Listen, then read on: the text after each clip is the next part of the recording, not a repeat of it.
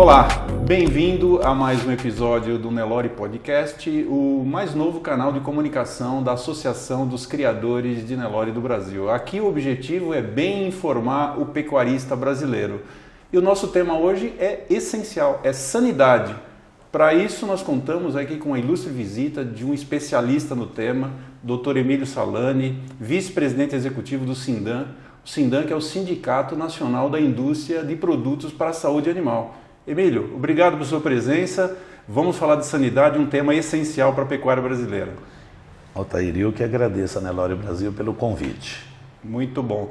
Queria, Emílio, para os pecuaristas que estão nos assistindo entenderem, qual a dimensão do mercado brasileiro de produtos para a saúde animal hoje?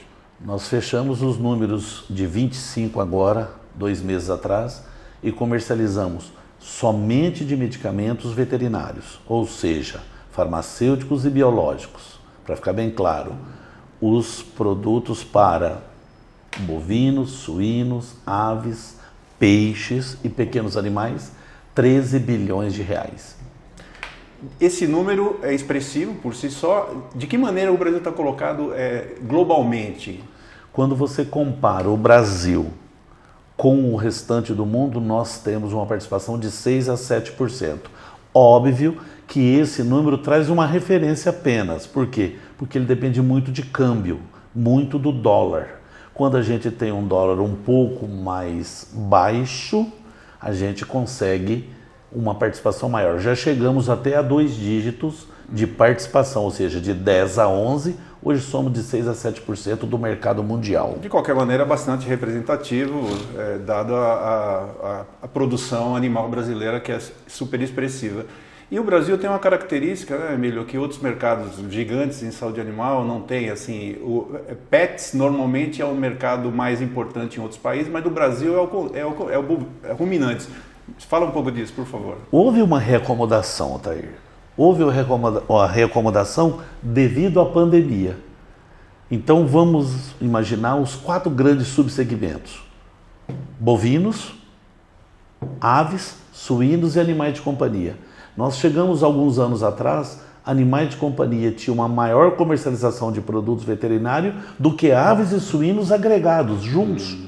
Lembrando que para aves e suínos, nós somos aí entre o primeiro e terceiro produtor e exportador dessas duas proteínas excelentes, sem sombra de dúvida.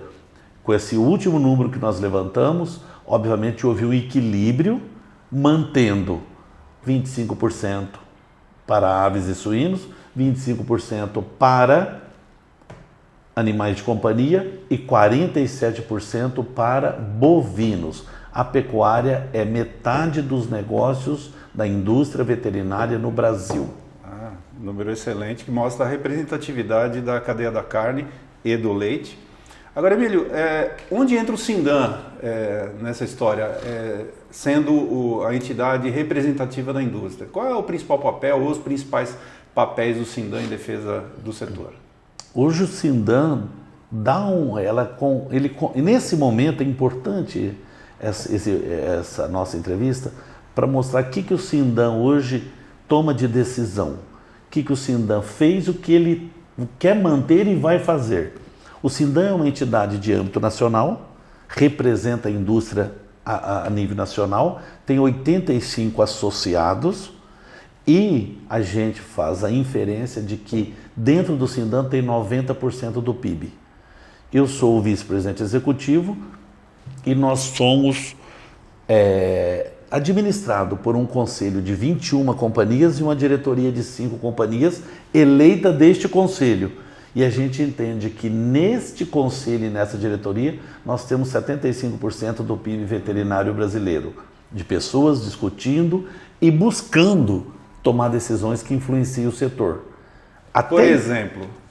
Exato. Até então, qual que foi a nossa maior preocupação? Sustentabilidade da linha de produto, do portfólio, do famoso portfólio. Ou seja, ter o Brasil que o Brasil tivesse um portfólio de produtos, um grupo de produtos destinado a cada subsegmento que fosse o mais atualizado possível.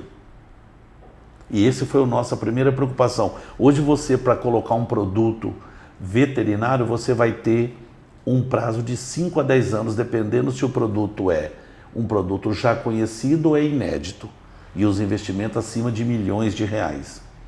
Todo produto brasileiro passa pelo registro do Ministério da Agricultura. Todos eles recebem a chancela do MAPA. E nós temos com isso a tranquilidade de ter um produto validado e seguro para a utilização do produtor. Essa que é a grande vantagem. Hoje, o que o Sindan quer fazer? Manter esse trabalho, digamos assim, da regulamentação, dos registros, evitando o máximo que possa, vamos dizer, flexibilizar. Queremos manter isso num patamar bastante alto e a gente quer mostrar para a sociedade qual que é o nosso papel, a importância da sanidade.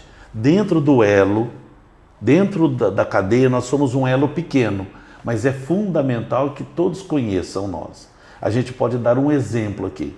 Quando a gente tem uma falta de uma vacina, nós passamos por um período um pouco turbulento com falta de vacinas para as clostridioses, para carbúnculo, para enterotoxemia, para botulismo. Obviamente, é de conhecimento público, um associado deixa de operar nesse segmento, enfrentou um problema que também não é tão difícil de explicar, porque quem trabalha com biologia sabe que é complicado, não é uma ciência exata, não é matemática, e os demais buscam readequar suas produções para cobrir essa lacuna, mas não é de uma hora para outra. Então a gente quer mostrar para a sociedade, quer mostrar para todos os envolvidos a importância da saúde animal. Lembrando as duas frases, a saúde entra pela boca, e a Organização Mundial de Saúde Animal. Saúde única. Essa é a nossa preocupação hoje. Perfeito. Alguns pontos aí do que você falou, bastante relevante. Primeiro, assim, como é que estamos, Brasil, em relação à tecnologia? O pecuarista brasileiro, o produtor brasileiro, o segmento de pet, de aves e suínos, enfim, conta com produtos da mais alto padrão tecnológico e de segurança, o mesmo que está disponível em outros países desenvolvidos, gigantes, enfim. Sem sombra de dúvida. Nenhum produto, a gente desconhece qualquer produto que tenha mercado ou possa ser introduzido no Brasil que não já esteja registrado em comercialização ou em processo de registro ou finalização de registro. Não tem como. Hoje qualquer indústria nacional ou internacional, de capital internacional ou multinacional, que não podemos chamar, não despreza o mercado brasileiro de maneira nenhuma, levando em consideração os 200 milhões de cabeças de bovinos, milhões de suínos, bilhões em aves e um fantástico mercado de animais de companhia que tem no Brasil hoje. Lembrando que uma coisa que a gente pode trazer de informação é, quando se abre um subsegmento, como ele se comporta? Aquacultura. Ele explode. Hoje nós estamos introduzindo vacinas para tilápias. Existem vacinas dos nossos associados que, em sendo utilizado em tilápias, faz uma evolução na produtividade até em 30%, lembrando que é um produto seguro, não deixa resíduo e não deixa a tilápia ficar doente. Por isso que a importância do processo, né? Ou Exatamente. Seja, você falou de 5 a 10 anos para ter um produto novo, registrado, aprovado, seguro, à disposição do produtor, falando do pecuarista mais diretamente. E você citou também a questão das clostridioses que afetaram o bolso do pecuarista. Sem sombra de dúvida. Agora, um ponto que talvez seja importante você explicar é que, apesar da relevância da sanidade do produto veterinário para a produção animal, o custo dele no pacote da produção, a produção de 1 quilo de carne, de uma arroba de boi, enfim, acaba sendo menor do que as pessoas normalmente imaginam. Fala um pouco disso, por favor. Quando a gente pega o histórico CPEA, você traz o histórico CPEA com um percentual de custo em cima de um animal de 540 quilos, um animal de 18 arrobas, variava de 3% a 5%. Hoje que nós temos essa estabilização do preço da carne, seja do bezerro, do novilho e do boi acabado, e que também 540 quilos já não é mais o boi terminado, nós estamos falando de boi de 600 e 630, 650, falando boi de 21, 21,5, 22 arrobas, nosso entendimento é que esse valor está muito mais para 3% do que para 5%. Ou seja, para você levar um bovino a termo, para engordar um animal para abate, você não gasta mais que 3% do custo de produção desse animal em medicamentos veterinários. Quando você faz todo um processo sanitário com as intervenções preventivas que são fundamentais. Por quê? Porque o que se discute hoje é o seguinte, tem que prevenir. Curativo, tratar animal doente é tático. Acontecer uma doença, você vai fazer a intervenção. Hoje é quase inviável, impraticável fazer esse tipo de ação. Então a gente bate muito forte em cima da profilaxia. Prevenir para evitar que o animal adoeça. Quando você pega isso não querendo sair do nosso foco e olha a nossa participação na COP30, não tem nada que a gente não veicule, que é feito pelo pecuarista, ele é o responsável, sim, que venha colaborar com o meio ambiente, no consumo de pastagem, no consumo hídrico, na emissão de gases, na ocupação de espaços. Imagina você perder um animal no terço final de engorda para abate. Ele já consumiu uma série de recursos naturais e não cumpriu o seu objetivo, que é o quê? Alimentar a população, alimentar a sociedade. Então, um bovino sadio é a receita da produtividade. Passa pela sanidade, você ter uma alta produtividade, você citou dados aí, se pega dados do CPEA, né, numa variação das, sim, últimas 2 décadas, sim, o aumento do peso médio de abate, enfim, e diminuição da idade, quer dizer, a sanidade está envolvida nesse processo diretamente. Sem sombra de dúvida. E eu gosto muito de fazer uma mescla do tema reprodução, clostrídeos e do boi China. Por quê? Porque quando você fala do clostrídeo, tem métrica. O pecuarista, o produtor, o fazendeiro, o invernista, ele sabe que ele tem que vacinar. Por quê? Porque acontece até perda de animais quando ele não vacina. Então ele está enxergando. Quando você vai na reprodução, todos os produtos que nós comercializamos, que fazem parte do protocolo da IATF, traz uma métrica, uma noção, um controle total para o pecuarista. Ele sabe quando ele insemina, qual foi o índice, se ele faz uma, se ele faz 2, depois solta com o touro. Ele consegue controlar e acompanhar os descendentes, a genética, tudo perfeito, e ali tem excelentes produtos. E cada dia a gente investe mais em pesquisa para que essa intervenção no IATF seja a mais adequada possível. O que é adequada? Menos produto, menor volume, melhor eficiência desses produtos utilizados. E aí você fala, mas Emílio, mas você misturou o boi China no meio por quê? Dá valor. Você estabelece o valor, o pecuarista vai lá e executa. Ele sabe como executar. Sim. Olha, o boi China vai valer X reais. Ele foi lá e executou. Óbvio, teve apoio, teve divulgação, tem as associações, tem vocês aqui orientando, tem conhecimento que vem sendo aportado. Mas ele executou perfeitamente o seu papel, porque ele não deixa de abastecer o mercado e não esqueceu dos demais. Agora, Atair, é um processo, não tem volta. Cada dia mais exigirão de nós. E você falou do boi de abate, que vira carne, mas tem o gado de elite. Esse, então, a atenção à sanidade tem que ser indiscutível. Perfeita. Hoje não dá para você introduzir um medicamento hoje com qualquer dúvida da sua eficiência e da sua segurança, da sua inocuidade. Não tem como. Hoje, quando você pega os animais de elite, hoje, bezerros, embriões sendo comprados, adquiridos, a velocidade com que os players, as pessoas entram no negócio e montam o seu rebanho. Você lembra que nós tínhamos gerações montando rebanho? Hoje nós temos executivos, sim, hoje nós temos grupos, hoje nós temos investidores que em 5 anos montam o rebanho. Antigamente você tinha que esperar 3, 4 gerações para falar, eu tenho um rebanho. Então, tem que ter essa visão na sanidade, tem que ter esse foco, e que o medicamento veterinário tem que ser utilizada adequadamente. E não tem como escapar. Tem que se observar o rótulo e bula. Você tem que se atentar para o rótulo e bula, em cima daqueles 3 principais pontos. É para esse animal? Sim. Qual a dose que eu uso nesse animal? 1 ml para X quilo de peso vivo. Obviamente que tem que ter fita, que tem que ter balança, para evitar essa previsão de peso que pode alterar a dose. E um dos itens principais na advertência.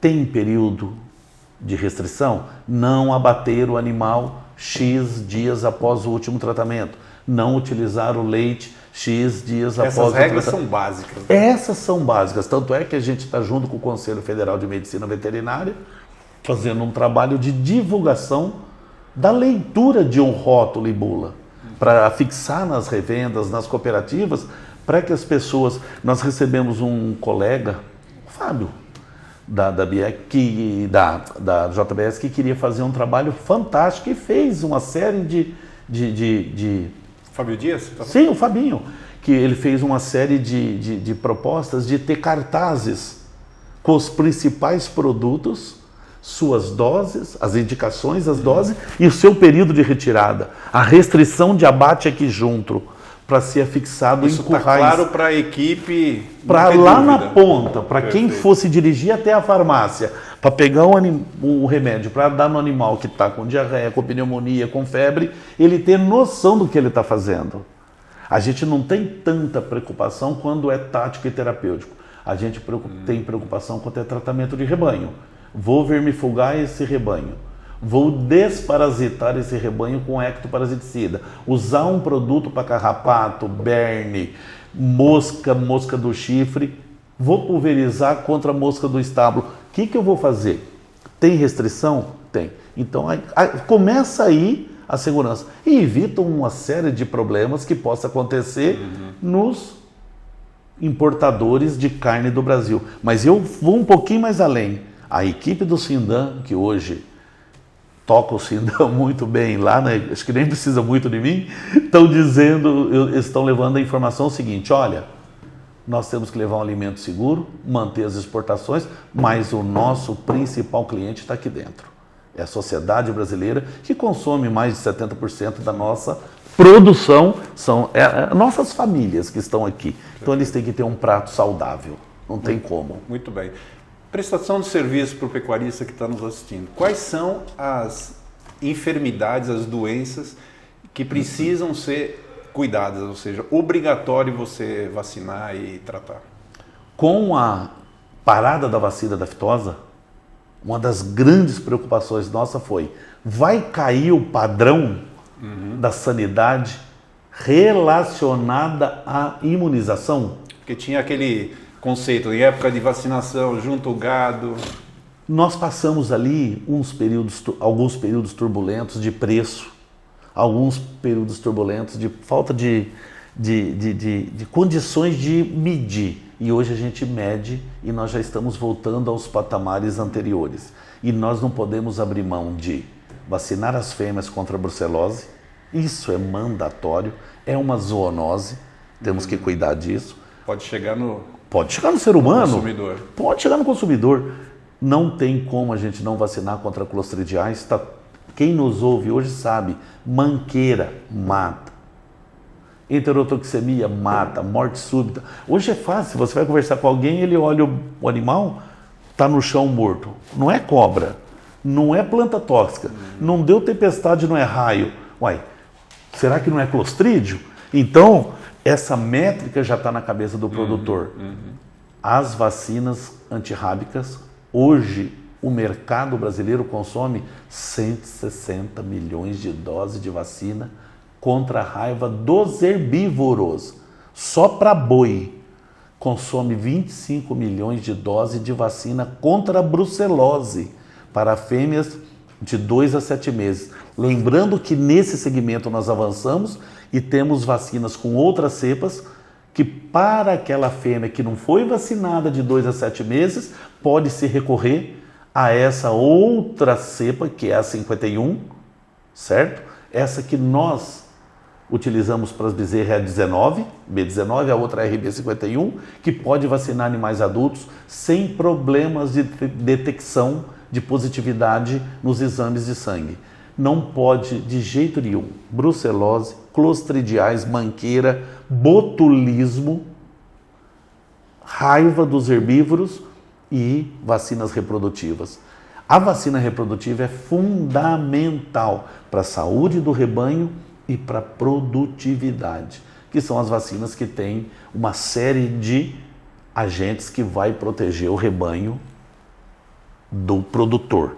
Então, não tem como escapar de utilizar essas vacinas. E sempre lembrando, toda vacina é utilizada na situação de 2 a 8 graus.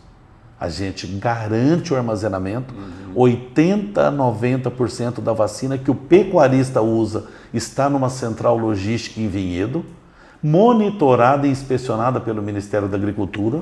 A gente tem o controle do transporte até a revenda.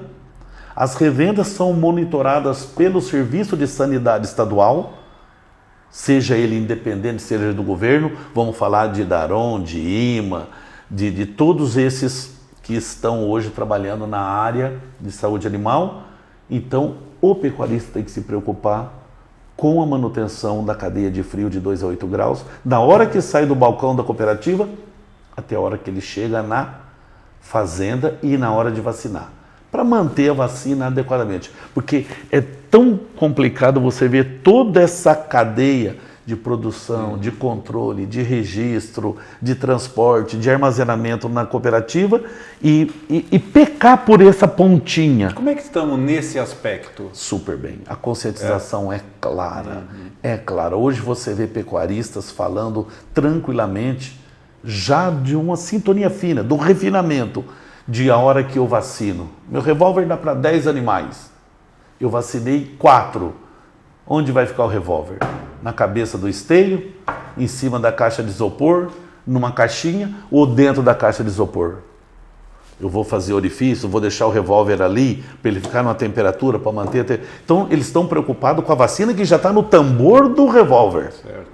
Lembrando que nós avançamos também hoje em uma série de produtos para a pecuária, principalmente a pecuária extensiva, já tem aplicadores muito mais automatizados, com grandes volumes, que faz rapidamente a aplicação. Então tem o conhecimento, tem a tecnologia, enfim, na dúvida procure um médico veterinário, correto? Use o serviço de um especialista. Sem sombra de dúvida. Quando você se remete a uma missão internacional, a gente já acompanhou uma série deles, eles focam o seguinte: você tem uma assistência técnica? Teve a indicação do médico veterinário? Você possui receita desse produto que está aqui? Tem a orientação? E hoje nós temos o veterinário da propriedade, temos as grandes revendas com veterinários, as médias e as pequenas, e as cooperativas sempre tiveram um corpo técnico. Então você tem a quem recorrer, você tem como buscar esse conhecimento. E os laboratórios têm, né? Nós podemos chamar de um exército de zootecnistas, de veterinários, campo, né? De técnicos que estão a campo levando a informação adequada. Que a pior coisa é você ter o investimento, o trabalho e a expectativa de proteger teu animal e não proteger por uma falha pequena, uma falta de observação, uma falta de olhar alguma coisa. Olha, apliquei a dose errada, eu mandei para o abate na hora errada, eu não conservei adequadamente, não era esse o medicamento que eu deveria utilizar. Você imagina o tamanho do prejuízo? Sim. E essa métrica hoje, Altair, eu fico tão tranquilo que hoje, no padrão que está a nossa pecuária, nos valores que tem hoje, que são os valores adequados para a pecuária, com as suas tendências, não é a minha área, mas eu sempre acompanho isso, hoje todos observam isso. A métrica hoje, você não precisa falar, o senhor está medindo qual que é o ganho de peso a pasto, com a mineralização, com a vermifugação. Você pegar um animal, você para e olha ele, que não está tratado contra a mosca do chifre, ele não tem paz. Como aquele animal vai pastar ou comer no coxo adequadamente com aquela infestação de mosca? E a gente não pode jamais esquecer, principalmente quem trabalha com confinamento, etc. e tal, para tomar bastante cuidado com as questões das verminoses, né? Sim. Então a gente tem alguns casos aí que tem que se observar bastante a entrada dos animais nesse confinamento. Perfeito. Complexo e relevante demais. Falando um pouco de mercado externo e amarrando com a questão da febre aftosa, da vacinação contra a febre aftosa no Brasil, que o Brasil foi decretado pela OIE há 2 anos. Há 2 anos, 2 anos e pouquinho, né? Isso. Maio. Não, 2 anos, maio, né? 2 anos agora, irmão. Mas alguns países importantes, como China e Rússia, reconheceram agora. Então também é mais um exemplo da complexidade, né? Não é só assinar um documento, né? Você tem que comprovar, e essa comprovação leva tempo, né? Isso é igual você receber o documento, o Brasil apresentou os relatórios. Sim. E os mercados são soberanos, é óbvio, seja interno, seja externo. Bom, vamos aguardar uns 2 anos, ver se isso está implementado, se está funcionando. Como eu queria demonstrar, nós falamos que fizemos isso e fizemos. Não tivemos até agora nenhuma suspeição da reintrodução da doença no país. Lembrando, quando você tem um status, essa informação para o pecuarista é fundamental. Quando você tem o status, a situação de um rebanho livre sem vacinação de aftosa, pode acontecer de entrar a doença? Sim. E a recuperação dessa situação, desse status de livre sem vacinação, vai depender do ponto de partida, da notificação, para que as autoridades... Tem que ser, quanto mais rápido reagirmos para manter essa reintrodução da doença, esse reingresso, essa contaminação, esse foco localizado, mais rápido aquele estado, aquela região ou país recuperará o seu status de livre sem vacinação. Lembrando que com vacinação era mais demorado. Sim. Sem vacinação, você tem que mostrar como você controla essa doença. E o start é notificação para as autoridades poderem agir e fazer os anéis, os bloqueios necessários. Uau. Complexo, mas super relevante. E nós estamos enfrentando nesse momento a questão da União Europeia e com essa possibilidade de proibir a compra de produtos de origem animal, não só a carne bovina, mas outros também, a partir de setembro. Né? Explica para o pecuarista que está assistindo um pouco do que está acontecendo em relação ao Brasil e à União Europeia. Esse é um desafio, achar a terminologia correta, o vocabulário correto. Alguns meses atrás, eu me aproximei das associações representativas, me aproximei mais, fazendo reuniões específicas com os presidentes, explicando o seguinte: vocês têm que conhecer a essência do produto veterinário. Em conhecendo o produto, o seu rótulo e bula, para que ele serve, quais são as restrições de uso, vocês vão ter muito mais condições de estabelecer os protocolos de controle e de segregação. Esse é o nome do jogo. E o Brasil, na situação que está hoje, discutindo a segregação de rebanhos ao uso do antimicrobiano, que é uma classe de produtos enorme. A gente não pode esquecer que tem produtos que são proibidos, produtos que não são proibidos, tem mercados que proíbem, mercados que não proíbem, usos que são proibidos e usos que não são proibidos. Não é pegar isso tudo e dizer, está proibido, nem pode fazer isso, porque nós tiraríamos da mão do produtor médio, pequeno, o acesso a um remédio para ele curar um animal enfermo.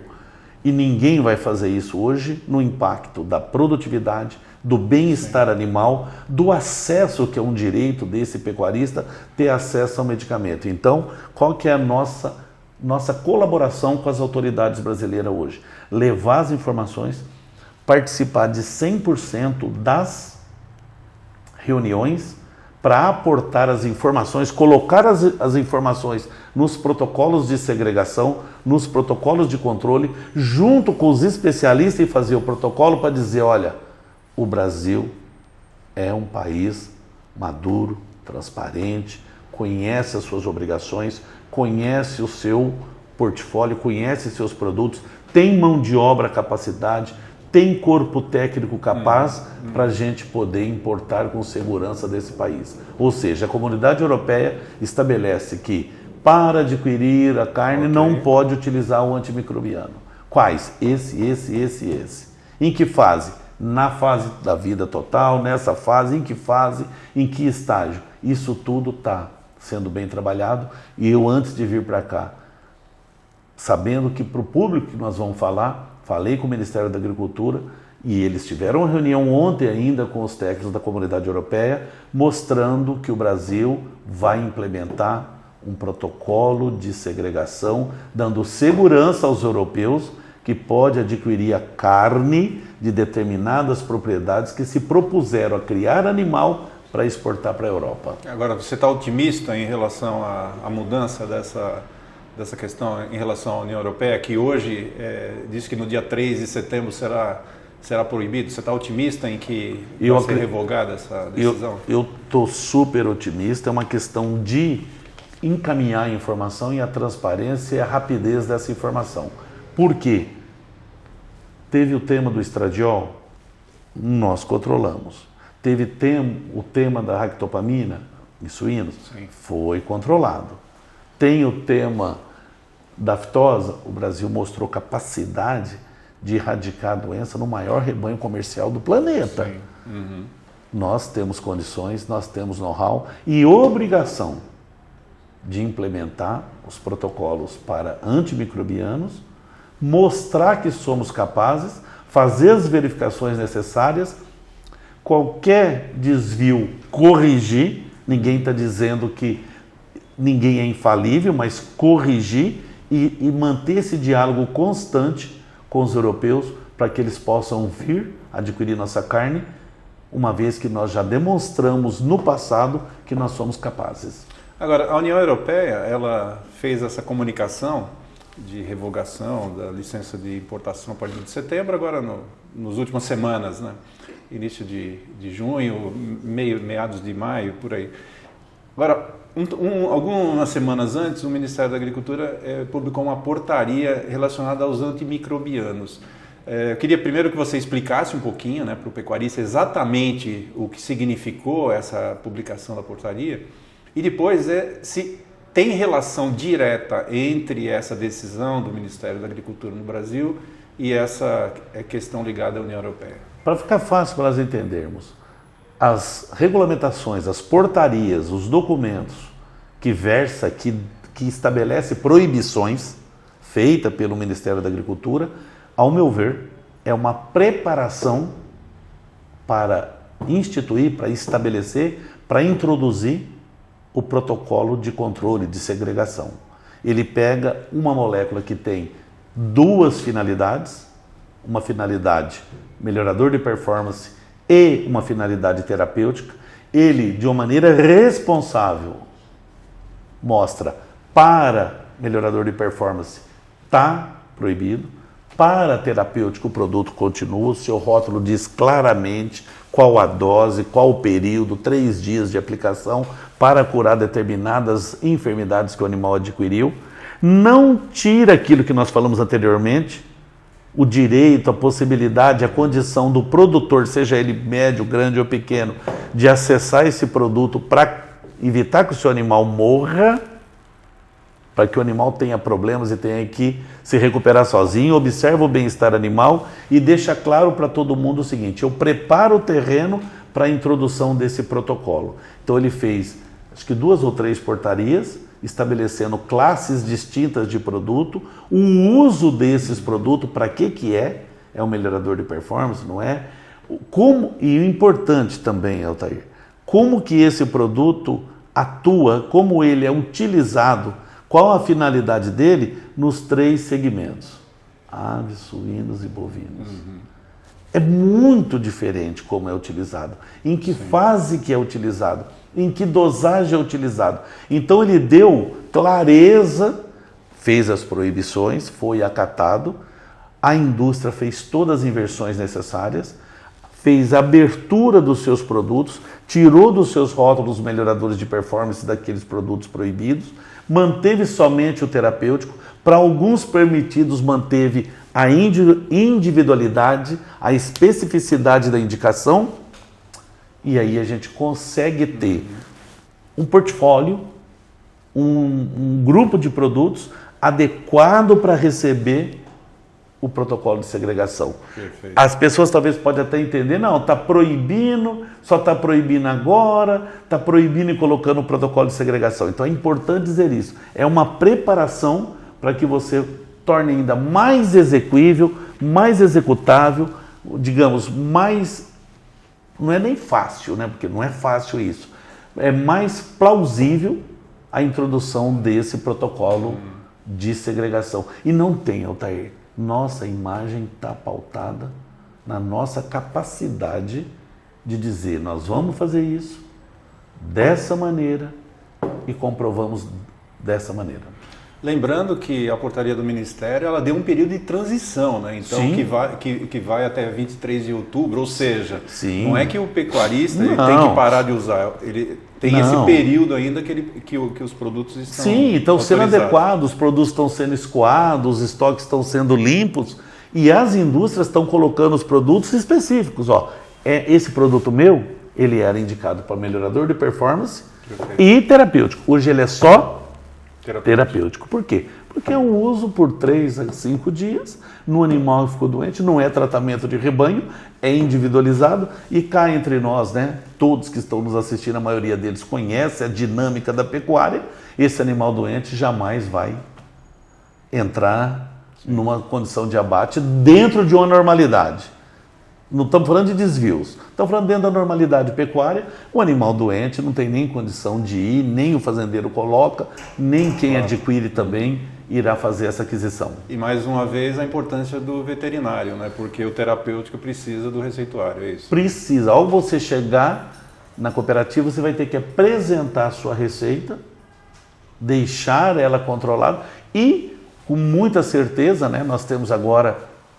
Isso aqui também é importante o pecuarista saber. Uma outra portaria que trata de farmacovigilância, que vai pegar todos os problemas que o produto pode ter e futuramente esse controle de receituário, como tem na farmácia humana, que a gente está acostumado a ver nos balcões. Sim. Vai ter também na indústria veterinária, né? O que foi aviado de receita, quanto foi comercializado com receita, que tipo de produto, para a gente mostrar para as autoridades, fizemos... E não tem, Altair, amanhã vai ser outro, depois da manhã vai ser outro. E acho que assim, seria enganar nós mesmos, que a gente vai, não, eu produzindo do jeito que a gente quer, da maneira que a gente quer, utilizar o que a gente quer e ninguém vai observar. Não está mais. Então estamos em 2026... Emílio, para a gente concluir, você é um otimista, né? Você fala com muita paixão em prol da indústria, claro, mas também falando de sanidade, né? Olhando um pouco assim para o cenário que nós temos hoje, mas olhando para o futuro, um pouco a curto prazo, vamos ver sua bola de cristal aí. O que você acha que pode vir de novo? Ou que pontos que a sanidade pode ajudar a pecuária a continuar nesse fluxo de aumento da produtividade, enfim? Primeiro, eu acredito que num espaço de tempo bem curto, nós vamos ter introdução de vacinas polivalentes, mais valências, ou seja, uma dose combatendo mais doença. Aí você fala, Emílio, e qual que é a grande importância disso? A praticidade, facilitar para o pecuarista fazer uma intervenção no animal e buscar cobrir com o maior número de doenças. Você já observa uma bi, uma tri, uma tetravalente, uma pentavalente. Quando você vai para cães... Tem 10, né? Tem 10 decavalentes. Você vê vacinas em seringas individuais, tal, aplicadas somente em clínica. Isso aí, sem sombra de dúvida. E eu entendo que esse é o futuro nosso. Não tem como não investir da nossa parte em pesquisa e desenvolvimento de produtos para as questões reprodutivas, eu falo para a IATF, para elevarmos o nível de prenhez ao extremo que a gente puder. Um ponto que a gente ganhar, o resultado é estrondoso. O pecuarista vai ter que ter essa métrica, ele não vai escapar. Na parte nutricional, acho que a gente está muito bem, obrigado com nossos colegas que fazem isso. para um espaço de tempo bem curto assim, eu vejo que essa área da profilaxia, que ela é muito palatável. A vacina não tem resíduos, Altair. Ela não deixa o animal ficar doente. Então você tem um custo adequado, 3 a 5% lá. O maior número de enfermidades coberta com uma injeção. A conscientização que o animal tem que ser manejado pós erradicação da fitosa. Sem sombra de dúvida. Bem-estar animal observado. O animal não ficou doente. E o que a vacina faz? Deixa o animal na sua condição genética de ganho de peso, de produção de leite, de geração de bezerro. Ele não perde esse período quando ele adoece e depois você recupera. Ah, não morreu. Mas ele perdeu um tempo na sua engorda, no seu desenvolvimento, no desenvolvimento fetal e daí por diante. Então, profilaxia, reprodução, vacinas polivalentes são as vacinas. E nós vamos ter a manutenção desse arsenal nosso, que são os produtos para bicheira, produtos para parasitos, produtos para endoparasitos, parasitos externos, mosca do chifre, berne, verme, essas coisas todas nós vamos ter. Não se esqueça que nós tivemos, 3, 4 anos atrás, 5 anos atrás, a introdução de alguns novos ativos para controle de parasitos em bovinos. Então não é uma coisa muito comum e o Brasil está para e passo com o exterior. Tem todos os produtos que tem lá fora, estão aqui no Brasil também. Então é muito importante isso. Maravilha. Concluímos aqui uma excelente conversa com o Emílio Salani, vice-presidente do Sindan. Emílio, obrigado aí pelo seu tempo. Eu que agradeço. Tenho certeza que foram ótimas contribuições para o pecuarista que está nos assistindo aqui. E obrigado. Obrigado a todos aí pela companhia. Esse foi mais um episódio do Nelore Podcast. Obrigado a todos e é sempre um prazer receber o convite de vocês.